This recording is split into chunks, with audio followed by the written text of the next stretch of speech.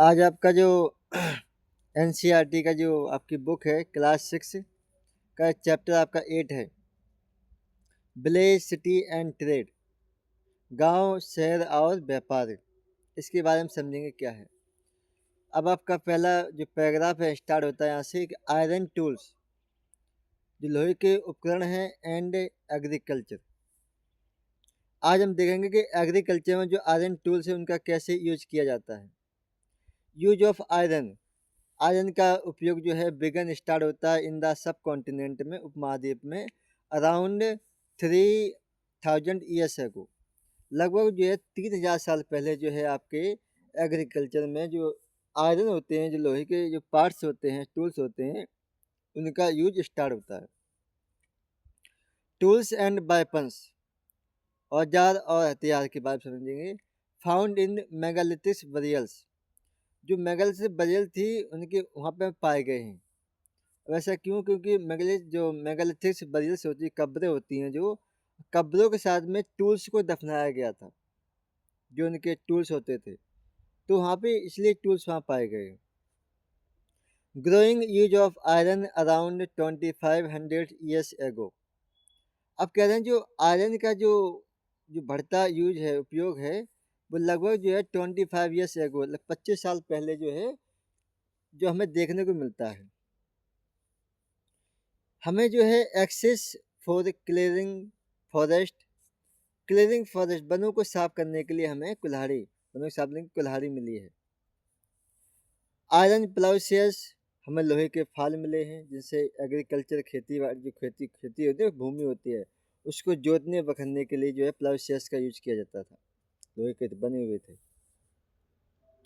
Useful for increasing agriculture production, जो है agriculture production, कृषि उत्पादकता जो है वो इनकी, जो कृषि के जो होती है ना, उसमें प्रोडक्शन जो होता है उसमें इंक्रीज होता है, बढ़ाने के लिए उपयोगी थे।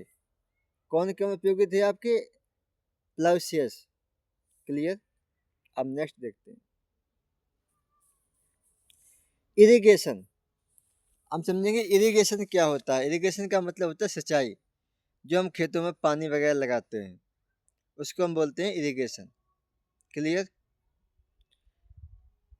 की expect of agriculture for over 5000 years and developed by many cultures around the world। ये बता दें कि 5000 साल पहले से अधिक अधिक वर्षों से कृषि का प्रमुख पहलू दुनिया भर में कई संस्कृतियां जो हैं विकसित की गई हैं। कृषि कृषि जो है बहुत ही महत्वपूर्ण एक पहलू है। तो कृषि जो है आप जानते हैं, कृषि जो है कि जो डेवलपमेंट में जो है काफ़ी अच्छी भूमिका निभाती है खेत कृषि। Okay.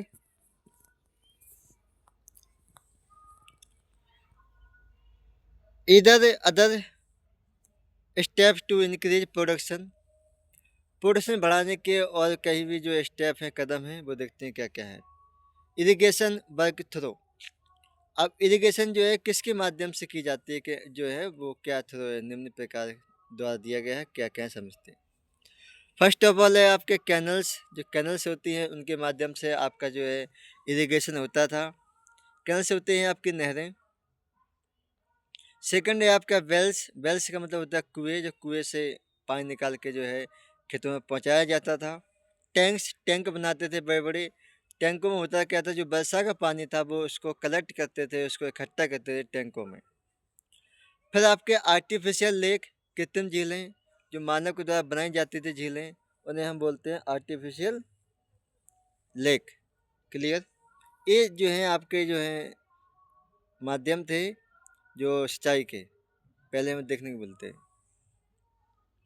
Now construction of irrigation work, सिंचाई कार्यों के निर्माण में देखते हैं क्या क्या है। किंग्स नीड, जो राजा होते थे, किंग्स नीड, उन्हें नीड होती थी मनी की, फॉर आर्मीज, प्लेसेस और फोर्ट के लिए। जो राजा होते थे उन्हें मनी की आवश्यकता पड़ती थी, क्योंकि उनके पास आर्मी थी, उनके पास जो है जो प्लेसेस मतलब महल थे और किले थे ना, इनके लिए, सबके लिए राजाओं को क्या है, मनी की नीड रहती थी हमेशा। They demanded tax from farmers, वे जो हैं डिमांड करते थे टैक्स की, किससे? किसानों से, कि हमें टैक्स चाहिए, है ना। Farmers were to increase production to pay tax. अब क्या कह रहे हैं कि किसानों को कर्ज चुकाने के लिए उत्पादक जो है, उनका जो प्रोडक्शन है उसको इंक्रीज करना पड़ेगा अगर फार्मर्स को टैक्स चुकाना है। दिस वाज पॉसिबल, यह संभव था, विथ इरिगेशन, यह जो है सिंचाई जो होती है ना उससे संभव था, पॉसिबल था। Farmers also benefit as the production is more certain now. किसानों को भी फायदा है, किससे? इरिगेशन से, क्योंकि अब उत्पादन में क्या है, अधिक निश्चित, उत्पादकता जो है अधिक निश्चित है, तो अधिक होगी ना इससे, इरिगेशन से। रेवेन्यू, इसको और पढ़ते हैं ना, स्टार्ट यहाँ से स्टार्ट नीचे से करते हैं। Kings provided money and plan irrigation work. जो अब राजा जो होते हैं वो प्रोवाइड करते थे मनी, किसके लिए? इरिगेशन काम के लिए, उसकी योजना बनाने के लिए ना, राजा ने मनी को प्रोवाइड किया, उपलब्ध करवाया। अब labour is provided by the peoples. जो लेबर से श्रम जो होता है वो प्रोवाइड करते थे अपने जो वो लोग थे, वो इसको प्रोवाइड कर रहे हैं लेबर्स को श्रम, है ना। अपना जो श्रम होता है काम करना, उसको वो लेबर्स करती थी। और पैसे देने का काम कौन कर रहा है? पैसे देने का काम कर रहा है राजा, king. Clear. Revenue also started increasing. अब जो राजस्व क्या है, राजस्व भी क्या है, इससे इंक्रीज होने लगा, बढ़ने लगा इससे। और farmers also benefits as the production is more certains. अब किसानों को भी फायदा होने लगा, इससे बेनिफिट्स होने लगा, क्योंकि अब जो है उसकी जो प्रोडक्शन है वो काफ़ी कैसी हो रही है, इंक्रीज, बढ़ रही है। ठीक है। जब फार्मर्स की जो प्रोडक्शन है जब इंक्रीज होगी तो उससे किसानों को भी जो है बेनिफिट्स होगा, और जो राजा हैं उनको भी बेनिफिट्स होगा। क्लियर। विलेज पीपल, अब समझते हैं गांव के लोगों के बारे में। आपकी इस बुक में दो रीजन दिए गए हैं, तो उनको समझते हैं क्या है। पहला फर्स्ट ऑफ ऑल है आपके तमिल रीजन्स के बारे में, तमिल क्षेत्र के बारे में, जो आपको साउथ इंडिया में पड़ता है। सेकंड है आपके नॉर्थर्न रीजन्स, जो आपके उत्तरी क्षेत्र में पड़ता है। तो दोनों के बारे में समझेंगे कैसा क्या है। बेल्लालाई, बेल्लालर, ये बेल्लालर क्या होता है? ये शब्द है, वर्ड है ना। इसका मतलब होता है लार्ज लैंड ओनर्स, बड़े जमींदार, जो बड़े जमींदार थे उनको बोला गया है बेल्लालर्स। क्लियर। उजाबर, उजाबर क्या होता है? उजाबर होते हैं आपके ऑर्डिनरी प्लाऊ मैन। उजाबर जो बोला गया है तमिल क्षेत्र में, वो साधारण क्या है, हल बहार होते हैं, जो हल चलाते थे, उन्हें हमने उजाबर बोला है। कदेसियार एंड आदिमाई, कदिसियार एंड आदिमाई जो होते हैं वो लैंडलेस, मतलब भूमिहीन, उनके पास कोई भी जमीन नहीं होती है, उन्हें हमने कदिसियार एंड आदिमाई कहा है ना। अब वो कौन होते हैं? वो होते हैं आपके लेबरर्स एंड स्लेव्स, मजदूर और गुलाम होते हैं। ये हमने देख लिया तमिल रीजन का। अब हम देखते हैं आपके नॉर्थन रीजन का। ग्राम भोजक, ग्राम भोजक जो होता है वो कौन होता है? विलेज हेडमैन, है ना। जो विलेज का हेडमैन था उसको हमने क्या बोला है नॉर्थन रीजन में? उसको हमने बोला है ग्राम भोजक। ग्राम भोजक होता कौन है? ये होता है आपके लार्जेस्ट लैंड ऑनर। क्लियर। फिर बताया गया है गृहपति। गृहपति, गृहपति क्या होता है? वो आपके होता है इंडिपेंडेंट फार्मर्स, स्वतंत्र किसान, उसको हमने बोला है इंडिपेंडेंट फार्मर्स, गृहपति। क्लियर। फिर आता है आपके दास कर्मकार, दासा कर्मकारा, दास कर्मकारा। ये दास कर्मकारा क्या होते हैं? ये होते हैं आपके लैंडलेस लेबर्स, भूमिहीन मजदूर, वर्क ऑन अदर फील्ड, दूसरे खेतों में काम करते थे। अब दोनों कंपेयर किया जाए तो देखो क्या है, हमने तमिल में बोला है बेल्लालार, और नॉर्थ रीजन बोला है उसको हम ग्राम भोजक। ठीक है। जो स्वतंत्र किसान थे उनको हमने बोला गृहपति, इसमें जो और साधारण लोग थे उनको हमने बोला उजाबर। अब जो तमिल क्षेत्र में जो लोगों के पास जमीन वमीन नहीं होती थी हमने उनको बोला है कदेशियार एंड आदिमय। नौते क्षेत्र में जिनके पास जमीन नहीं होती, दूसरे खेतों में काम करते थे, उसको हमने बोला है दासा कर्मकारा। क्लियर? ये दोनों में था कंपेयर। अब चलते हैं नेक्स्ट पार्ट पे अपने। Finding out out about the life, जीवन के बारे में पता लगाना, है ना। जीवन के बारे में कैसे इन लोगों के बारे में हमने पता लगाया, उसके बारे में दिया गया यहाँ पे कि बेस क्या क्या तरीके हैं हमारे पास इनके बारे में पता लगाने के लिए। फर्स्ट ऑफ ऑल है आपके जातक, stories composed by ordinary people. जो जातक की कहानियां हैं, इनको लिखने वाले कौन थे? इसको लिखने वाले थे आपके जो ऑर्डिनरी पीपल, साधारण लोग हैं, उन्होंने इन कहानियों को जो है रचित किया है, कंपोस्ट किया है। फिर आता है आपके स्कल्पटर्स, मूर्तिकार।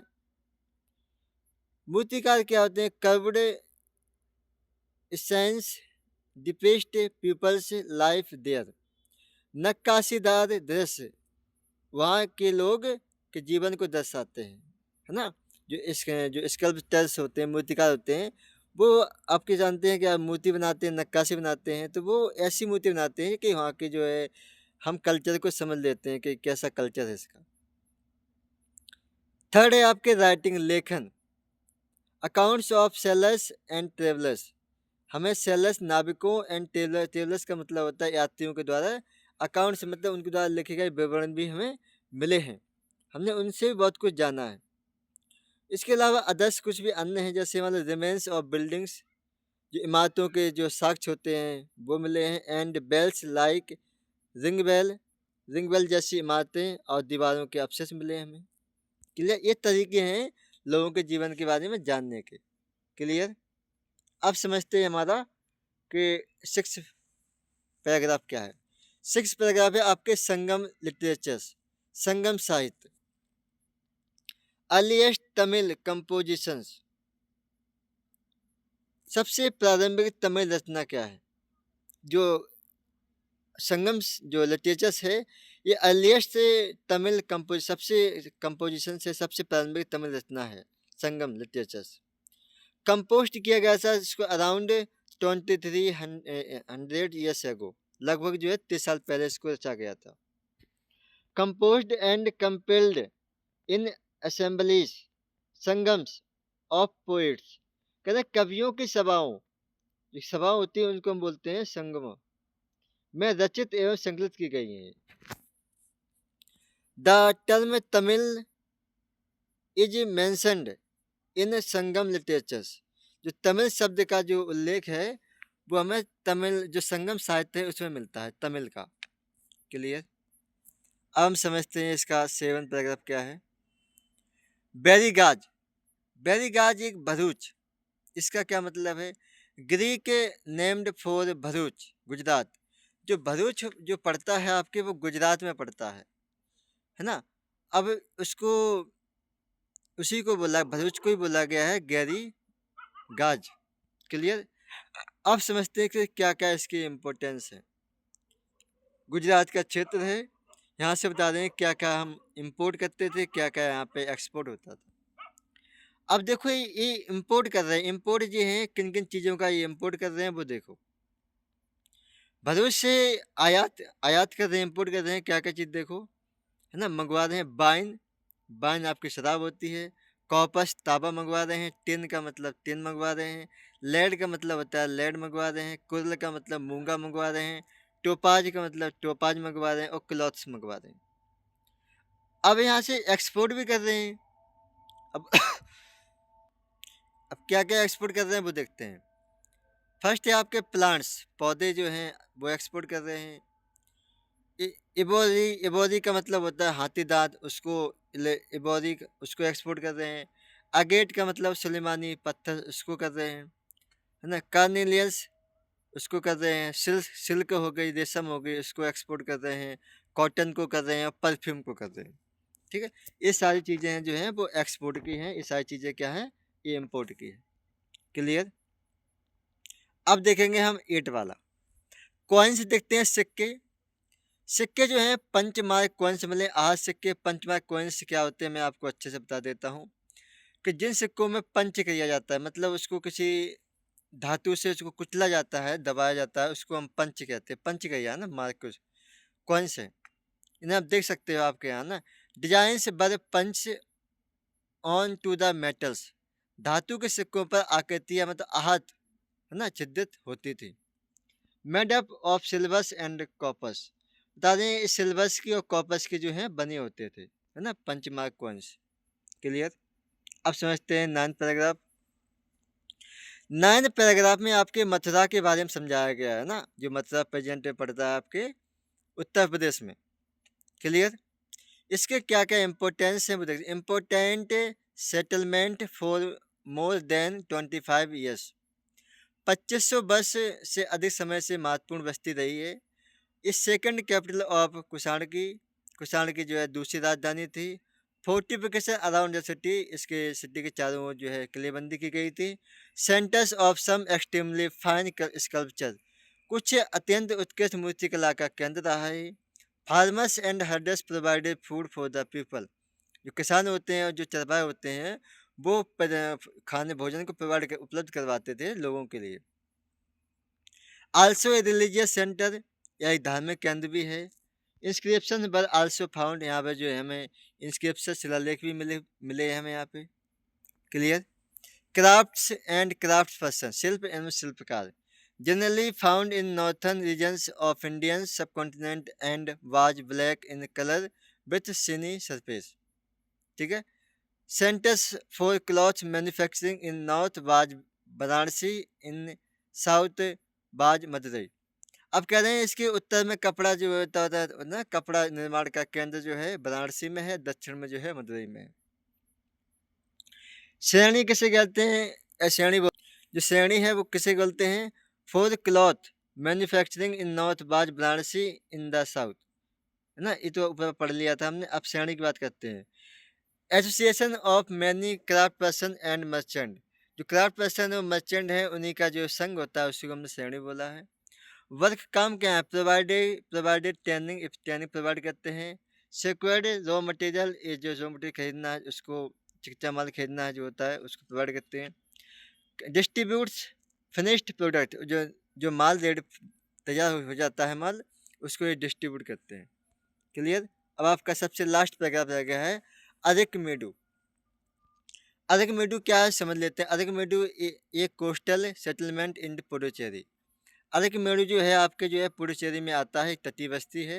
Here ships unlocked goods from distant lands, यहाँ जहाज दूर देशों से सामान उतारते हैं। यहाँ पे जो है अरिकमेडु में जहाज आते हैं, शिप आती हैं और अपना जो है सामान जो है वहाँ पे उतारती हैं।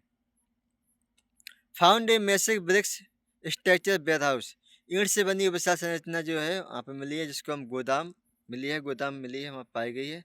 Found partly of Mediterranean regions like and forest and एरिटाइन्स बियर, भूमध्य सागरीय क्षेत्रों के मिट्टी के बर्तन जैसे एन्फोराई एन्फोराई और एरेटाइन बर्तन मिले हैं। एन्फोराई और एरेटाइन जो है हमें बियर्स बर्तन मिले हैं। स्मॉल टैंक्स, छोटे टैंक मिले हैं, जैसे dyeing vats and evidence for bead making work, रंगाई के बर्तन पाए गए यहाँ पे और मन का बनाने के कारखाने हमें यहाँ पाए गए हैं। अब ये आपका यहाँ से चैप्टर होता है फिनिश। ये आपका ये हिस्ट्री की जो 6 क्लास की एनसीईआरटी है उसका चैप्टर था 8, जो हमने अच्छे से आपको एक्सप्लेन कर दिया है। तो आप इसको अच्छे से पढ़ें समझें। क्लियर।